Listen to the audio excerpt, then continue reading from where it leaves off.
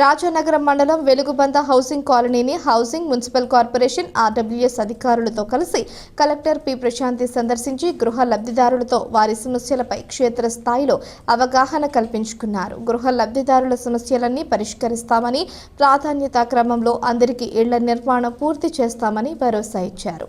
ఈ సందర్భంగా collector P Prashanti మాట్లాడుతూ వెలుగుబంద లేఅవుట్ గృహ లబ్ధిదారులు సమస్యలు పరిష్కారం కోసం చర్యలు తీసుకోవడం జరుగుతుందన్నారు.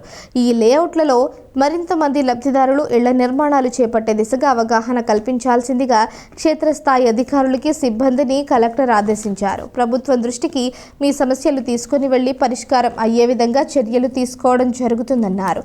పేద మధ్య తరగతి ప్రజల సొంతింటి కలను నెరవేర్చే దిశగా జిల్లాలో గృహ నిర్మాణ పథకాలను వేగవంతం చేయడానికి అన్ని చర్యలు తీసుకుంటామని తెలిపారు. కలెక్టర్ వెంట housing PD are Krishna Nayak, RWS SED Balashankarrao, DE Suribabu తదితరులు పాల్గొన్నారు.